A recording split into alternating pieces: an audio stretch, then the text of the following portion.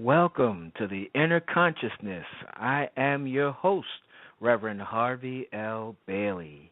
And tonight, Thursday, February 25th, 2016, I'm getting ahead of myself. We are going to talk about As a Man Thinketh. As a Man Thinketh. James Allen wrote these words a long time ago. Thought and the mind have made us what we are. By thought we are wrought and built. If a man's mind hath evil thoughts, pain come on him, as comes the wheels of an ox behind. If one endure in purity of thought, joy follows him, as his own shadow surely does. That is from the book, As a Man Thinketh. We've all heard about the law of attraction, and many of us have even heard of this book, As a Man Thinketh, by James Allen. But what does that really mean? I mean, we've heard of the positive thought movement, the power of affirmations, the law of attraction, all these things. And many people have even tried it. But how do we make it work in our lives? How do we benefit from it? What does it truly mean when we talk about as a man, and I use man in a generic sense, man and woman, but what does it really mean when we say as a man thinketh? Well, let's think about this. Our thoughts are things. Thoughts are very, very powerful things. Now, we may think it's just something that's going on in our mind, but what goes on in our mind has an effect on what's occurring in our outside. We can only put out what's going on inside of us, but what goes on inside of us affects what's going on our outside. It creates our world. Or, let me put it to you like this, and over the course of this show, I'm going to say this several different times. Watch your thoughts, they become words. Watch your words, they become actions. Watch your actions, they become habits. Watch your habits, they become your character. Watch your character, it becomes your destiny. An anonymous person said that. But think about that. Think about how powerful that is. Watch your thoughts, because your thoughts become words. Those things that you harbor in your mind eventually will come out of your mouth. What comes out of your mouth is what's been going on in your mind. Usually it's been going on in your mind for a while. And at some point, when the perfect opportunity presents itself, out of your mouth it slips. Yet words are very, very powerful. As everything in our world is made up of energy, and energy is made up of vibrations, words themselves are vibrations. And these vibrations have the ability to attract other things that vibrate on the same level. So let me make that plain and clear. If you speak negativity, you're going to see negativity in your world. If you speak positivity, you will realize positivity in your world. And yes, Harvey, that could be true, but what about people who speak positive things and try to be positive all the time, and yet negative things still show up in their world? Well, we know the words that are coming out of their mouth when we're around, but do we know what thoughts they really harbor? And again, it begins with thoughts. Watch your thoughts, because they become your words. So even though we may hear them, the words coming out being positive, do we know that they always speak positive? Do we know that maybe they're just not vocalizing the negative thoughts that they have? And when they're in the right company, where those negative thoughts are more acceptable, do they come out in the form of words? Or sometimes they don't come out in words at all. They skip that and go straight to actions. That's right. Some people's negative thoughts become negative actions. Think about this. How many times has something happened to us and we reflect upon it? I was carrying on a conversation earlier this morning with a friend of mine, and I was telling her about something that was going on the radio, and she asked, do you think the guy is going to reflect on what he did to bring about what happened? And I said, no. No, because that's not what the average person do. Most people don't think about what role they played in the situation that occurred in their life. Matter of fact, for the most part, It's always somebody else's fault. They did it because of this, because of that. But what role do we play? And sometimes we can't find the role we play because in saying the role we play, what did we do, we're looking for an actual physical action that we did. Again, if I walk up on somebody and I stick my hand in their pocket to take their wallet, they turn around and punch me. The physical action is right there. I tried to steal their wallet, therefore they hit me. If I'm sitting on the steps minding my business and someone comes up and punch me, now what role did I play in that? You asked me that question. That's ridiculous. I didn't play any role in it. I was sitting here minding my business. And so we have to wonder, even in things seemingly as innocent as that, do we play a role? What's going on in our mind? What thoughts are we entertaining?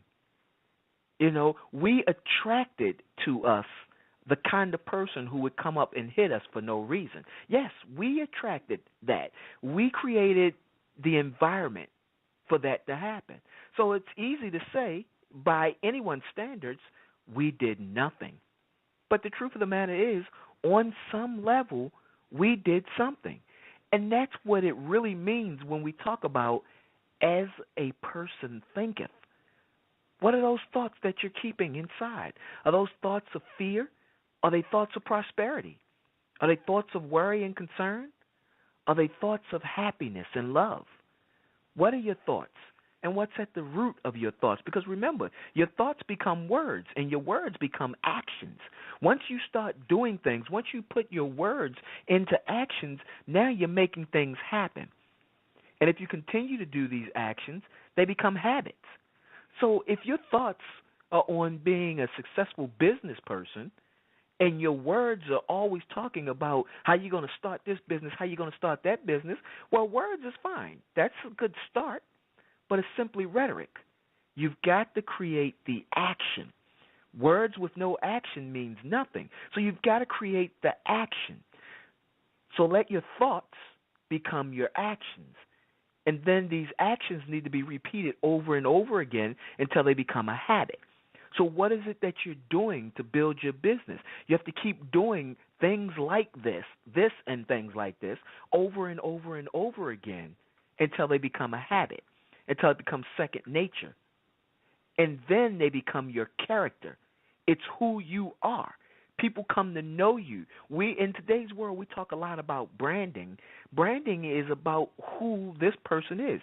Everything has its own personality. Every business has its own personality. And sometimes a business's personality is different from the owner of the business personality. But often in branding, we try to create a similarity. We try to draw a line between who the person themselves is and the business that they have. So if you think of someone as a good person, an honest person, an upstanding person, then you want to do business with that person because that's the character you expect that they bring to the business. And you've got to watch your character because your character becomes your destiny.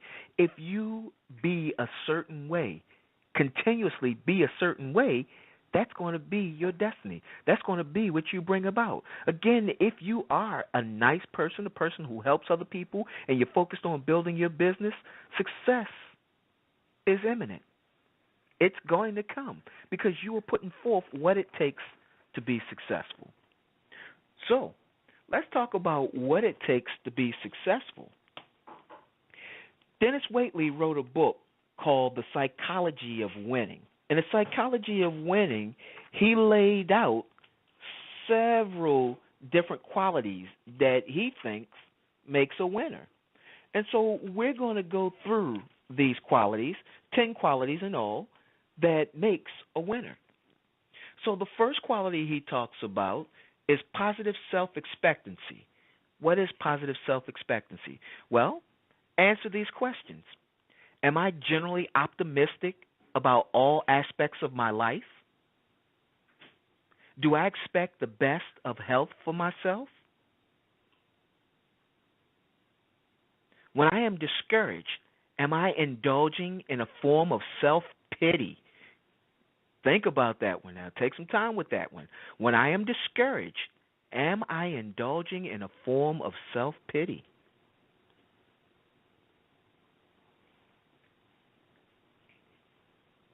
Do I look at problems as potential opportunities? Every problem has a seed of success in it, just waiting to be birthed.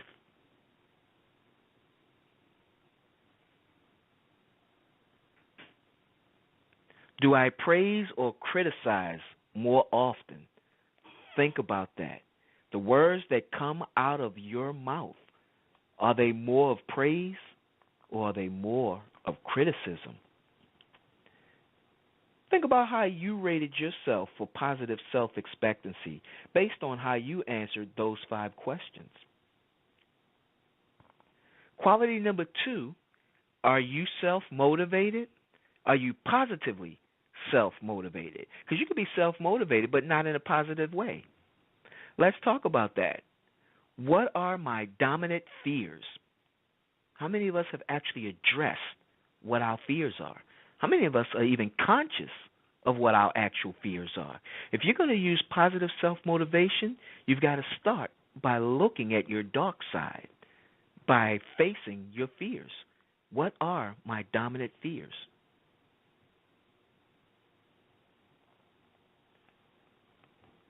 What motivating effect do these fears have in my life?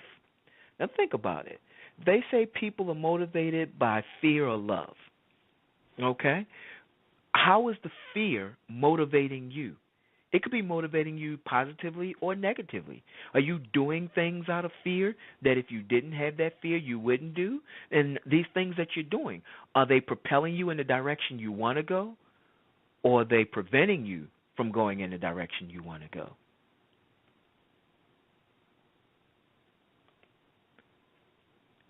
What are my dominant desires? What do you desire? What do you want for your life in your life? What are your dominant desires? Do I focus most of my attention and thoughts on these desires? We're going to talk a little bit later about how to focus your mind and hold it on the things that you want. Because the truth of the matter is, none of us can afford the luxury of a negative thought. Negative thoughts bring you down. It slows your energy. It opens you up to attracting negativity into your world. None of us can afford the luxury of a negative thought. Positive thoughts propel you in the direction that you want to go. It helps you become the person you want to be. And it's contagious.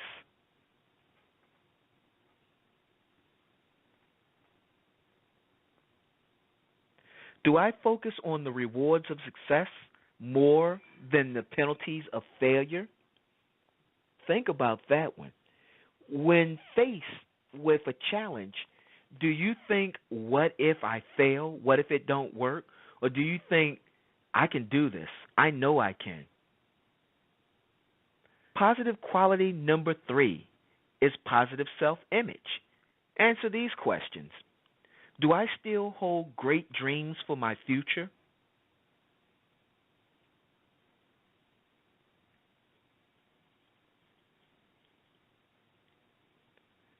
Many times we reach a certain age and we feel like there's no way we can accomplish our dreams anymore. The time has passed. But as long as you're alive, the time is now. It's not past until you've passed.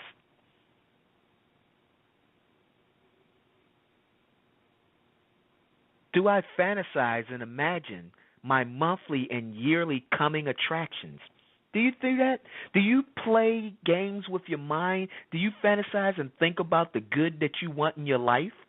You know, it's interesting. I've heard so many times that after a certain age, usually around 10, 11, or 12, children start to lose their imagination. They don't have that same playful imagination they had when they were kids. Yet, we're supposed to be like little children. We're supposed to be trusting and faithful, but we're also supposed to have imagination. You should never let go of your imagination. There are plenty of times when you are looking at television, playing on the internet, that you could actually be working on your life without doing anything. Just simply sitting still with your eyes closed and imagining what it is you want to have in your life. I guarantee you it is far more productive than playing on the internet. watching YouTube videos, or surfing the web, seeing what's out there. What's out there is out there. What's inside of you is far more important. That's gold, baby. What's inside of you? Is my self image a goal achieving mechanism, or is it a self limiting handicap? Think about that. What is your self image? And is it a goal achieving mechanism?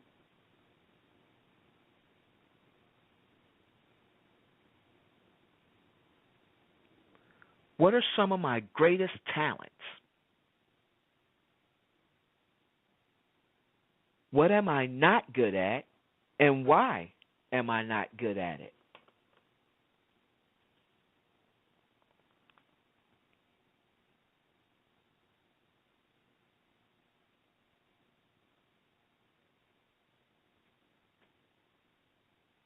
Quality number 4, positive self direction. Answer these questions. What is my most important lifetime goal? What is that? What do you want to accomplish in this lifetime? What is your raison d'etre, your reason for being?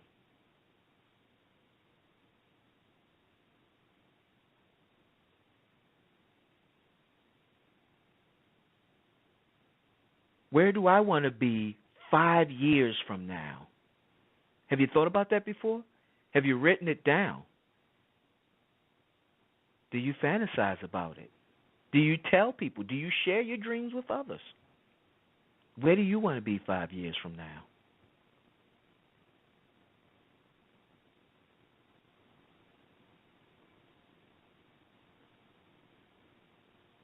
What will my income and assets be at age 65?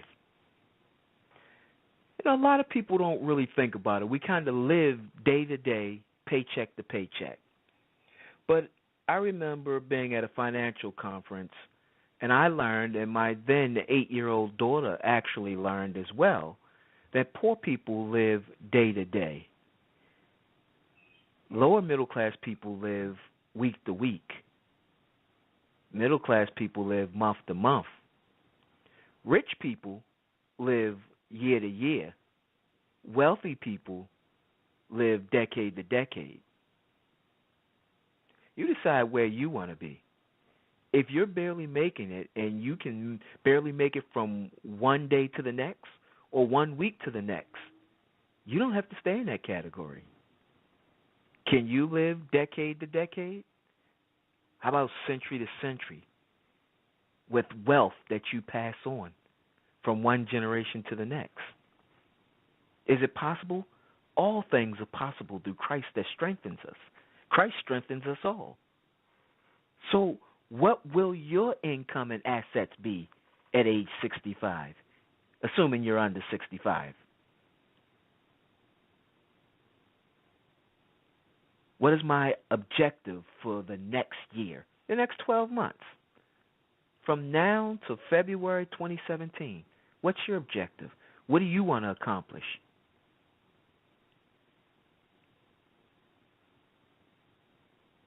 What is my most important priority next month?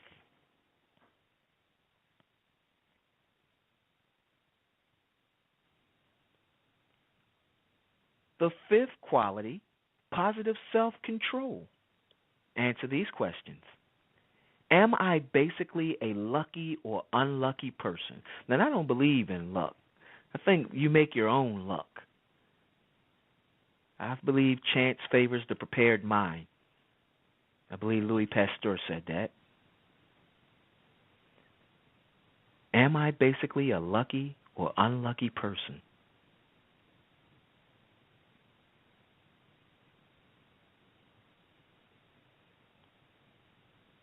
Are there a lot of have-tos in my life? What do you have to do? I have to do this. I have to do that. Eliminate the have-tos and have done instead of have to.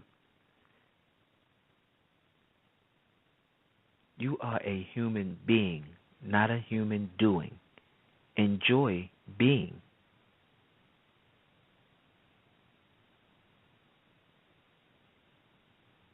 Are my choices in life limited or unlimited? If they're limited, they're only limited by your imagination or the limits that you put on yourself. Remove those limits.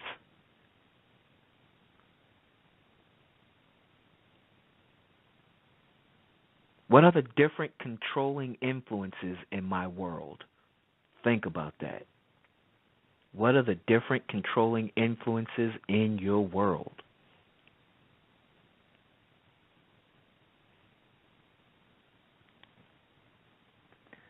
How can I better control what happens to me? A lot of people feel like they have no control over what happened to them. Yet I talked a little bit about that earlier. Think about what's going on in your mind. What are you creating? What are you opening yourself up to? What role did you play in that situation? And things happen to help you grow. So just because something negative happened, think of what's behind it that can help you grow. Look for the benefit in it that can help you become a better, a stronger person. How your tragedy may be able to help someone else.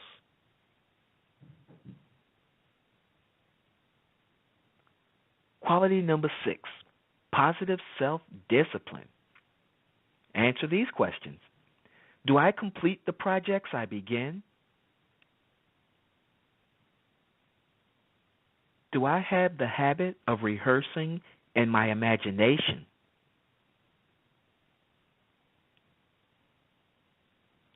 Do I have a number of bad habits that I can't seem to break?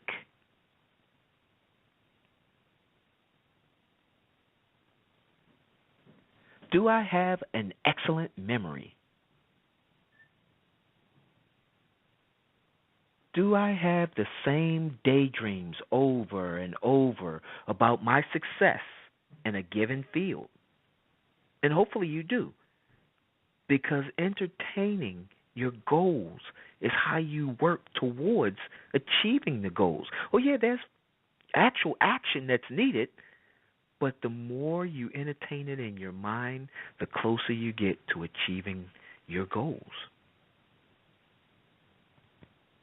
Quality number 7, positive self-esteem. Answer these questions.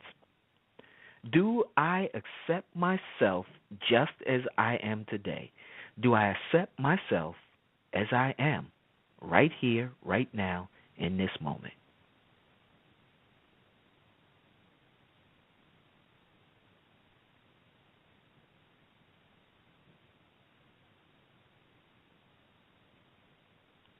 Is there anyone I envy or would like to trade places with? Hopefully your answer is no. Whether you know it or not, to you, you should be the most important person on the planet.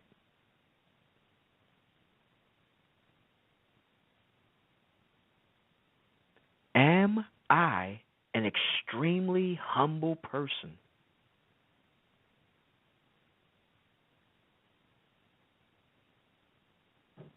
Do I feel guilty when I indulge myself in some selfish activity?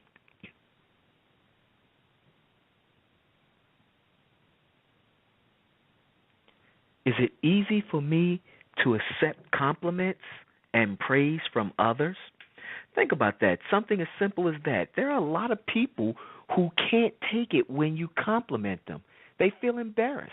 Some even feel ashamed. That's a sign of low self-esteem. Again, as I just said, to you, you should be the most important person on the planet.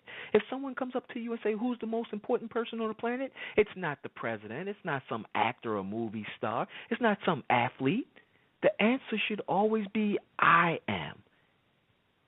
And you should carry around that attitude that you are the most important person on the planet. It's not about being selfish. It's about knowing your self-worth. If someone compliments you, smile. Say thank you. Accept it. Know that you are deserving of that compliment. Otherwise, you would not have gotten it. Quality number 8, positive self-dimension. Answer these questions. Do I share my successes with others freely? Oh, some people reach the mountaintop and then they play king of the mountain. Everybody else that tries to come up, they want to knock them down. Don't do that. Extend a hand. Help the next man up or woman. Do I spend time generously sharing with my family?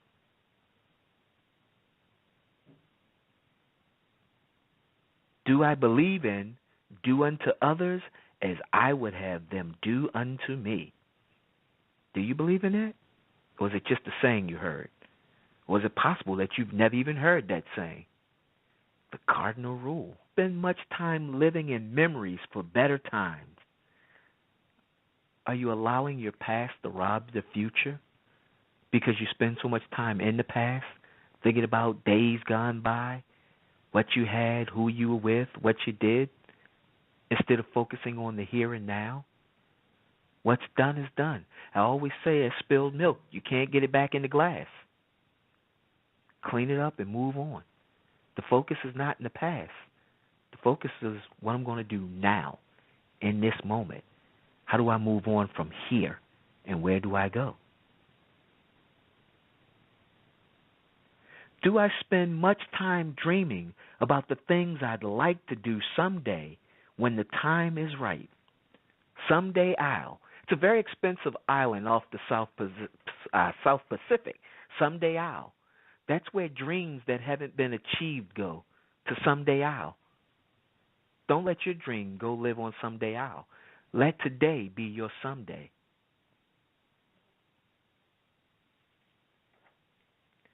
Quality number 9, positive self-awareness. Answer these questions. Do I see great opportunities for improvement in my environmental, physical, and mental activities? There's always room for improvement. Do I honestly know my own limits in my personal and professional life?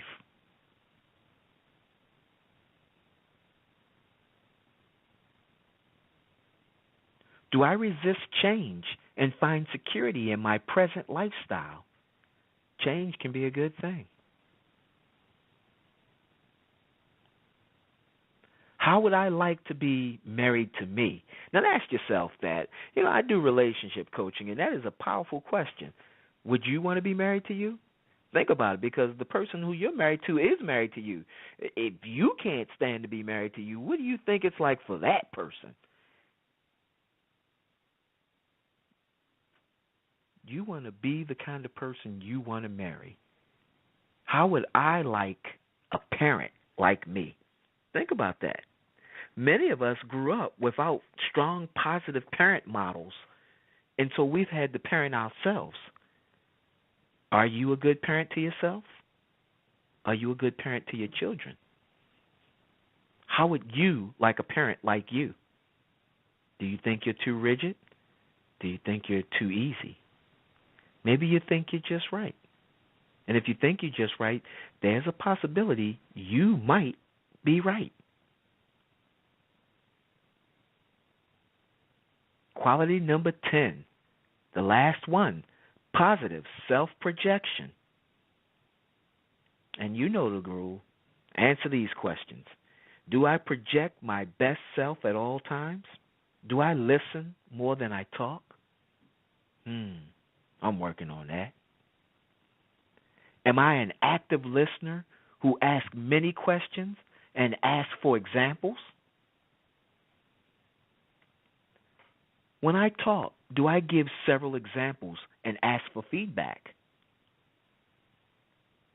Do people feel their best when they are in my presence? Think about that.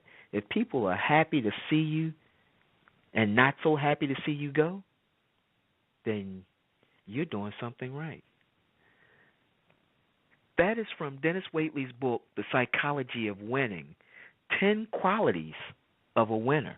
Now, we're going to take a break right here, and we're going to go to a commercial. But when we come back, we're going to talk more and more about this thing called As a Man Thinketh. And what does it mean to think positive? And how do we do it? Right after this. Welcome to the Family Healing Circle, where we heal the mind, body, and soul. Join us every Monday for Totally Whole with Dr. Rosemary Cook and Pastor Bridget as they discuss issues related to spirituality and mental health with emphasis on wholeness of mind, body, and spirit. Get your money right Tuesdays on Money Matters with Chastity A. Wells. This show is the tool you need to develop a healthy relationship with your money and financial legacy. Every Thursday is a treat as we mix it up. On the first Thursday of the month, it's Total Empowerment with Angela Hardy, where beauty and strength is enhanced inside and out. The second Thursday of the month is Relationship Talk on One Love, One Connection, One Up with Reverends Arlene Cahet and Harvey L. Bailey as they give you practical advice for creating a spiritual union to have the relationship you want. Call in with your relationship question. Calling all brothers on the third Thursday of the month, it's the Sacred Masculine Show with Reverend Jamel Gilliam. It's a show for spiritual brothers and the women who love them.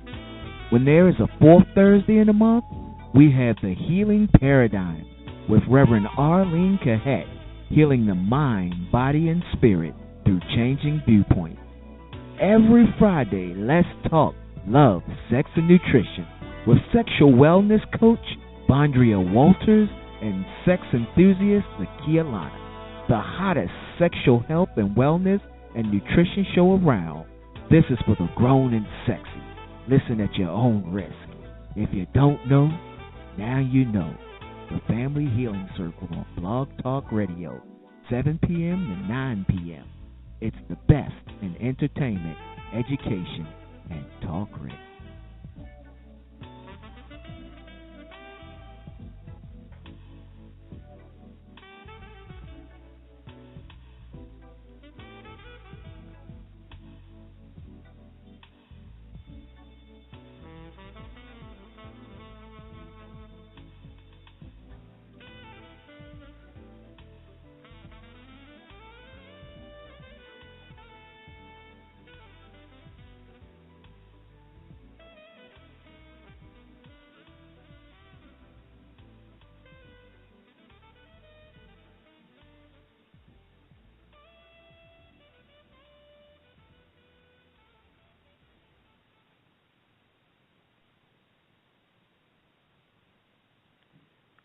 And we're back.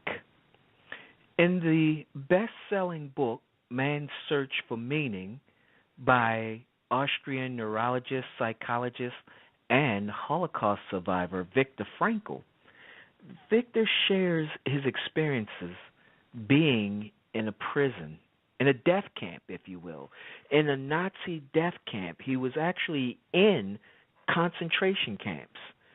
Now, here's a man who had everything taken from him. His parents was killed in a concentration camp. Him and his wife was taken together and then separated. She went to a concentration camp where she eventually died. And it was only him and one sibling that survived the Holocaust. He wrote this book, Man's Search for Meaning. And in this book, he talked about how some of the men in the concentration camp had the energy of survival, if you will. And what I mean by the energy of survival, he talks about a guy who played several rounds of golf. This is what he did to relax. Now, he's in a concentration camp, so you can imagine there are no greens, there are no golf clubs, and there are no balls. In his mind, he played golf, and he went through the motion. So here's this man, what you and I would seemingly say is crazy, because he's standing here and he's pretending to play golf, yet he has no golf clubs. He has no ball. There's no hole. He's actually in a Nazi death camp, in a concentration camp. Any moment, He could be the next one to go. But instead, he's here playing golf. And as Viktor Frankl tells the story about this guy and several other guys, there were those who formed a group and they did Bible study and they remembered their favorite passages. What he found, to summarize his book, is that when you have a reason to live, you live longer. So the majority of those who he found had a reason to live survived the Holocaust. And those who had no reason to live, those who had given up, those who were just waiting for the day that the Nazis would come and take them, they got what they were waiting for. That's as a man thinketh. You see, some of these people in this camp were not thinking this was the end. The guy who played golf went on to become a pretty good golfer after the Holocaust. Why? Because he had played so many rounds of golf, even though he didn't actually play with real clubs or against anyone real. The mind does not know the difference between what's real and what's imagined. And let me say that again. Your mind, my mind, everyone's mind does not know the difference between what is real and what's imagined. So to his mind, he was playing real games of golf, and his golf game increased. But he had a positive mindset. As a man thinketh, his thoughts was on getting better with his golf game. And so if that's not a positive story for you, if that doesn't really illustrate, as a man thinketh, I don't really know what'll get to you, because if you talk about being in a prison camp, and, we're talking about a concentration camp at the height of World War II, and then being able to come out and write a book and write it from a very positive standpoint, he talks about how, the mind, having a reason to live, having that deep set in your mind can help you find your reason to live, to have a better life, keep on going. What he actually said is that the importance of finding meaning in all forms of existence, even the most brutal ones, can help us find our reason to continue to live. As a man thinketh, what do you want in your life? So I want you to consider this, and then I'm going to do another exercise. But I want you to consider this. There are three kinds of truth. There's actual truth, there's apparent truth, and there's imagined truth.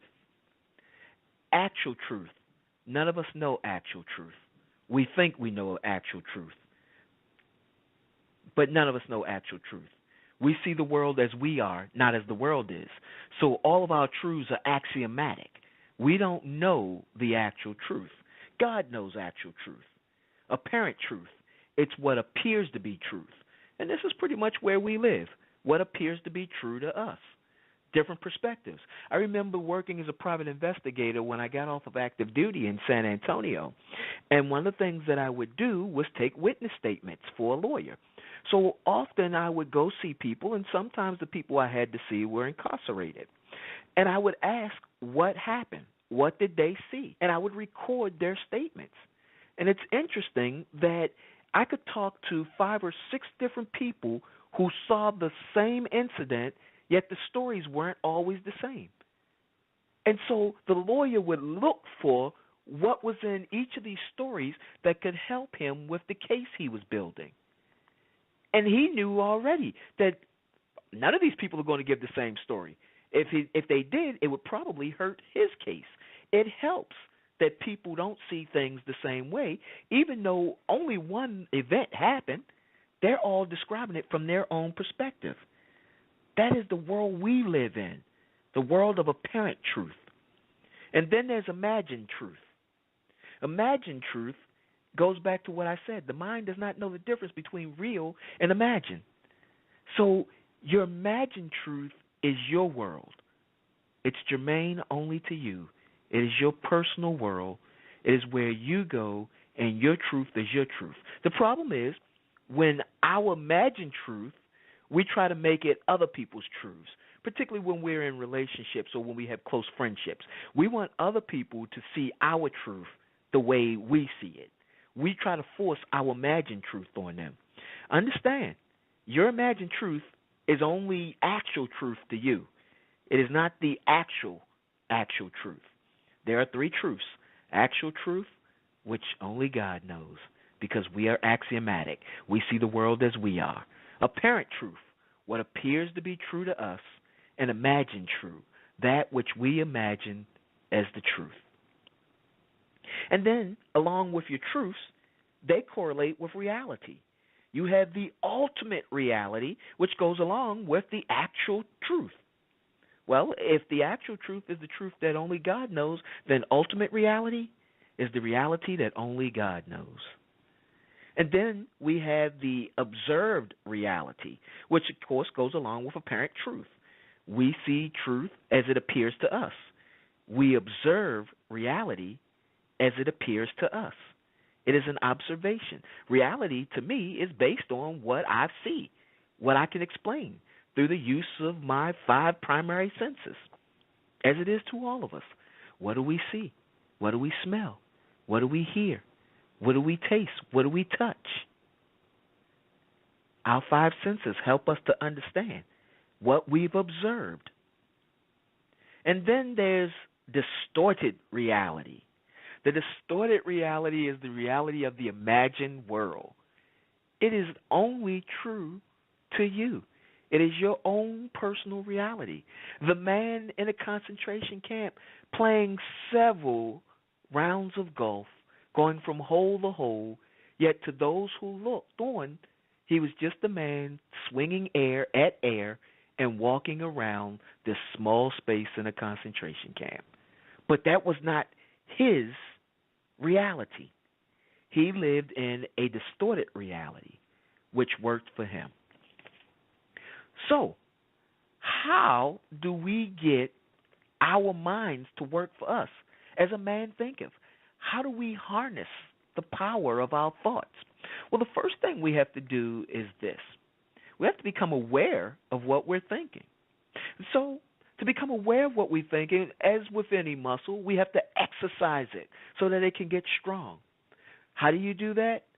Every hour, you stop and you ask yourself, what am I thinking? Now, in the beginning, it's going to be hard because you're not used to doing that. So you'll miss time. But as long as you can get into the habit of remembering throughout the day, what am I thinking, you'll eventually build up. If you can do it once a day, then twice a day, 2-3 times a day, by the end of a month, you should be up to doing it every hour. What am I thinking? And then just listen, pay attention to your thoughts. You'll start to understand the thoughts that go through your head, thoughts that you've never paid attention to before. This is the first step in dealing with how you think. Once you learn to monitor your thoughts, write down if your thoughts are positive or negative. Think about it. Throughout the course of a day, every hour I've been checking in that I've been awake, every hour I've been checking in with my thoughts. Are my thoughts more positive, more negative, or more neutral? If you find that they're more neutral, okay, start to push them a little more towards positive. If you find that they're more negative, start to push them a little more towards positive, but it's okay to go through neutral to get the positive. You want to limit the negative thoughts that you have and start to move them in the right direction. So now, after you've learned how to focus on your thoughts, and you don't have to wait till you've mastered your thoughts. You don't have to wait until you've learned to ask yourself every hour, what am I thinking? You can start right away because this can also help you with your positive thoughts. Find a nice quiet spot where you can sit down, where you can relax, and close your eyes. And I'm not even talking any extraordinary meditation skills. Just close your eyes and think about what it is you want in your life. And just spend time in your mind being in that scene. Just imagine being there, doing whatever it is. If you want a boat, close your eyes and imagine being on the boat. Feel as the boat rocks up and down. See the water. Feel the breeze from the water on your face. Touch the steering wheel. Steer the boat. Enjoy being on the boat. And just spend time there, up to 30 minutes a day. You see, what you're doing is you're retraining your mind. You're brainwashing yourself, but you're taking control of what's going into your mind. Right now, Madison Avenue has control of what's going into your mind. The internet has control of what's going into your mind. The movies that you like have control of what's going into your mind. You see, everyone else is controlling your mind except for you. You need to take your mind back and change it, to put in there what you want. And the only way to do that is to spend time with your mind. Why? Because what you think, you create. What you create, you become. What you become, you express. What you express, you experience. What you experience, you are. And what you are, you think.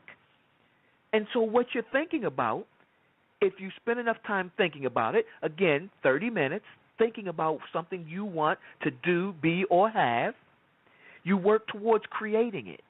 You'll find the inner energy, if you want it bad enough, to get out and put some actual action into it. That, along with just doing it in your mind. Or actually playing like a little kid, like the guy in the concentration camp. Maybe you want to play golf. Maybe you want to be better at sports. Maybe you're a baseball player. Just swinging a bat over and over, imagining that you're hitting the ball out of the park. Spending time with your child, your inner child, your imagination. As you think, you start to create. You see, you draw these things, these experiences into your life. So think about them and allow yourself to create it. As you create it, you become it. You can't have anything that you're not willing to become, which means you have to take on the appropriate mindset. Let me explain what the appropriate mindset is. We've all heard the story about people who hit the lottery and they win millions of dollars, sometimes even hundreds of millions of dollars. And then a year or two later, they're completely broke. And then we marvel at, man, how could you do that? That would never be me. Yeah, that probably would be you if you don't have the right mindset. You see, there's a whole different mindset that rich people have that poor people don't have. It's a different mindset. That's why they're rich. So if you get that kind of money, your mind has got to change. Otherwise, your mind is going to take you right back to being poor. So you got to become what it is. First, you think it so that you can create it. When you create it, you must become it. And when you become it, you express it. Everything about you, again, that's like branding. Everything about you is it. What you say, what you do, how you act, how you carry yourself. Everything about you is it. You are the real McCoy. You're the real deal. And as you express it, you can't help but experience it. You see, because what you're putting out is what's going to come back. So if you're expressing success, if you're expressing power, if you're expressing fame, that's what you're going to experience. That's what's going to show up in your world. And as it shows up in your world, you expect it even more. And so now what you've expressed and experienced is what you are. It's absolutely, positively what you are. And what you are, you can't help but think about. It's catch-22. It just keeps looping back around and around and around. And so, as I said, I was going to say, about your thoughts becoming your words. Watch your words because they become your actions. Watch your actions because they become your habits. Watch your habits because they become your character. Watch your character because it becomes your destiny several times. I've said it 2 times, 2 different ways already.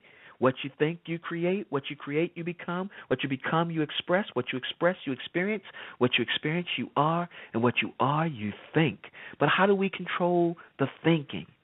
Well, we talked a little bit about that. And now I'm going to give you another method of controlling thinking. And this is called the spiritual mind treatment.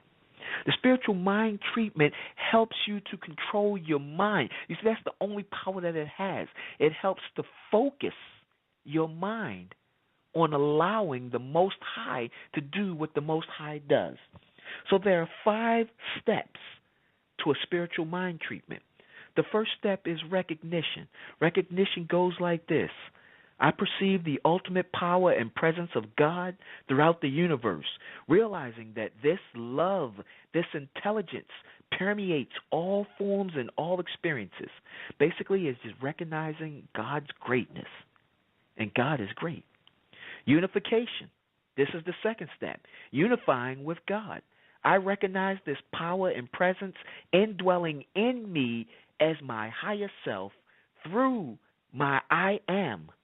I am one with the Almighty. I and the Father are one. Realization. I clarify my desire and expectation. I recognize the spiritual truth of the experience I want and then declare it as existing for me right now because of who I am. First, we recognize that God is great, that God is glorious, that God is all-powerful, almighty. And then we unify with that. We know that God dwells in us as us, and we live and move and have our being in the Most High. And knowing that we are indivisible from the Almighty, that we are one, we are completely inseparable, that God lives in us as us, we can do a realization. And that is our declaration. That is saying what it is we want. And of course, in order for us to have it, we must become it. So when you speak it, you must truly believe with all your being that it's done. Not going to happen, that it's done.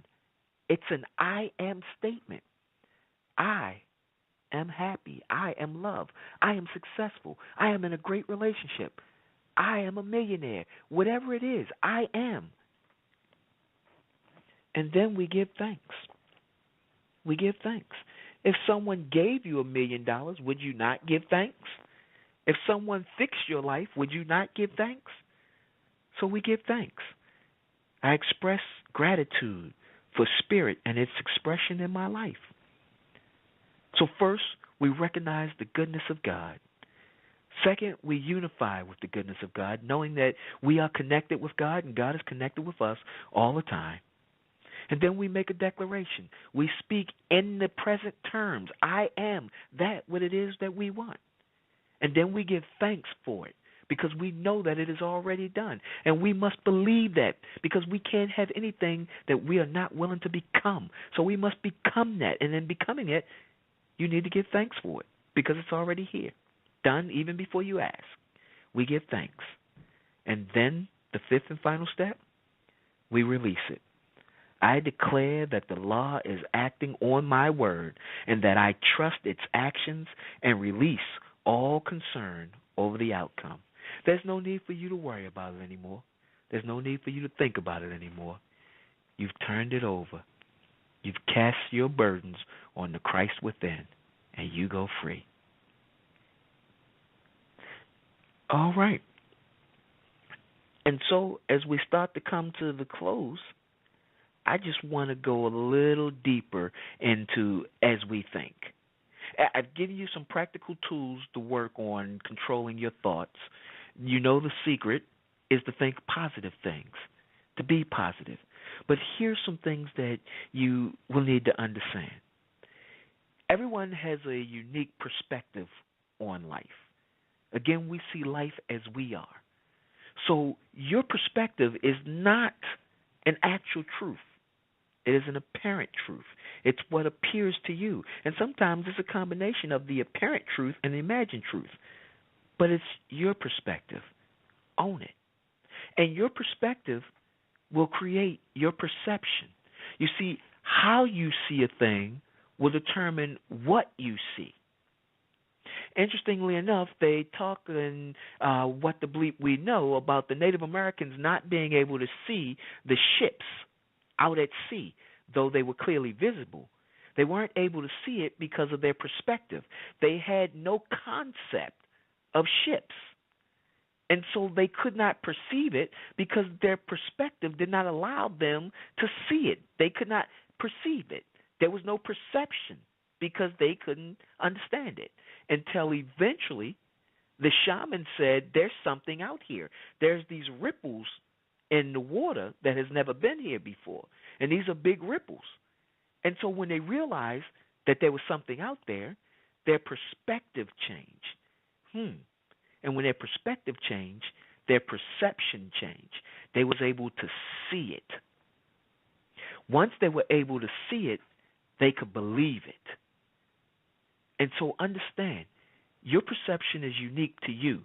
But if you want to change your life, you have to change your perspective on life so that you can perceive life in a different manner, so that your perception of life is different. And when your perception of life becomes different, your belief in life becomes different.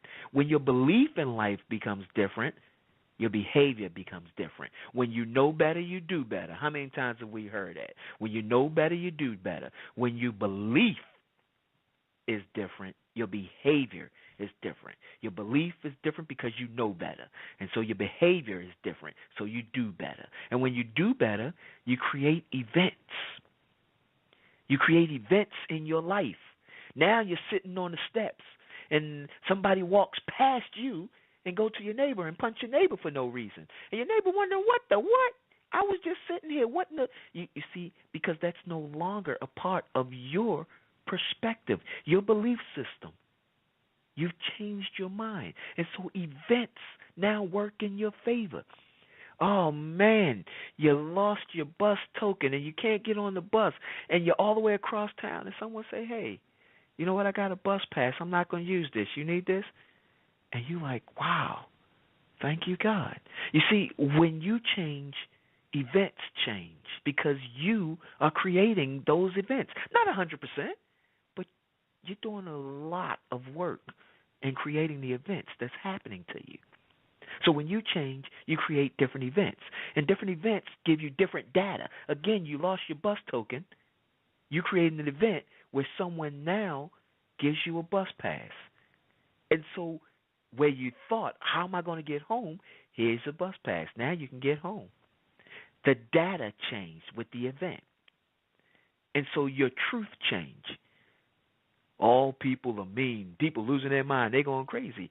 Well, I don't know. Someone gave me a bus pass today. I was sitting on the bench and I looked hungry. Somebody said, hey, you look like you hungry. I'm on my way over here to this gut truck. You want to get something? And I don't know you. That's okay. You look like an interesting person and, I just want to help. Your truth changed because now you have stories of people doing good. And when your truth change, your thoughts change. And when your thoughts change, your emotions change because your thoughts control your emotions. You don't believe me? Close your eyes and think of something you love. 30 seconds. Just think of something you love. Time. 30 seconds up. How do you feel? If you were focused for the last 30 seconds on something you love, you probably feel in a nice, warm, loving mood because your thoughts control your emotions. When you get emotionally upset, take a break. Just step back. Just step back for those same 30 seconds I just gave you. Step back and think about it. Give yourself time to calm down. Think about what it is that's bothering you. And I mean think deep about it. Not think about the circumstances, the situation, because that'll only make you upset. Think about what it is within you that has allowed you to become so upset about this. So don't think about what happened, but think about what's going on within you that has allowed you to become so upset. Why does this bother you so much? Think about that. You see, your emotions will create experiences. I was working with a lady. We did a workshop together, and she had shared a story with the people in the workshop. And in her story, she talks about how she gotten incarcerated. And so she mentioned that one of the things that she learned being incarcerated is that almost all of the women that was in there where she were had one thing in common. They failed to control their emotions. You see, emotions create your experience. If you can't control your emotions will control you. And if your emotions control you, they can lead you into a negative experience. And that negative experience creates your reality. And so then your reality is that this is a negative world. And once your reality is that, your perspective is that. And once your perspective is that, your perception, what you see is that. You see, because your reality is going to create what you think. Your perspective is what you think. And then what you think will create what you see, your perception. It's what you see. It's not just me, it's everybody. And then that influences what you believe. Because everybody in your circle, everyone that you're aware of, thinks the same thing. And so if that's the case, it affects your behavior. And so you're going to act a certain way because this is how you view the world. And because you act a certain way, you're going to create an event that corresponds with how you're acting. I'm thuggish because I grew up in the hood. Everybody here thuggish. This is just how life is. Thug life, baby. And then you create an event that allows you to be thuggish. And then the data from that event, I got shot. Oh, my goodness. Well, that adds to your truth. See, that's the proof right there that everybody thugs, and that goes right back into your thoughts. That's right. And your thoughts control your emotions. So in that moment, my truth is because my understanding allowed me to see that the world was dangerous to me, and so I bought into that belief, and so my habits became one of being that way. My behavior got that way because that's what I believed and what I saw, and it created the event, and the event just proved what I thought by giving me the data to say, hey, this is what you think, this is the truth. And so it became my truth, and it went right back into my thought, and in that moment, my thought made me pissed to the highest of pistivity because thoughts control my emotions. And because of it, I went out and created another experience. You shoot me, I shoot you. And that created an experience which ended up with my reality. Reality, jail time, or someone shooting me and I'm dead. And it doesn't have to work on the negative. I just chose that path to run down. It can work just as easily on the positive. Because what you have to understand is you are a being, but you are also consciousness. And your consciousness is awareness. And your awareness has a perspective, but it's only a partial perspective. It is not an actual truth. It is not the ultimate reality.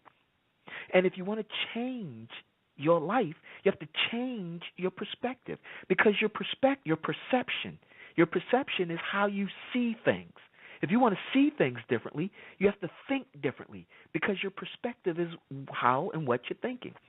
And so when you do that, when you change your perception, you see things differently, your beliefs are different. When your beliefs are different, your behavior is different. When your behavior is different, the events that happen to you are different. And because of the data that you get from these positive events, it creates a new truth for you. The world ain't all bad after all. And that new truth creates a thought.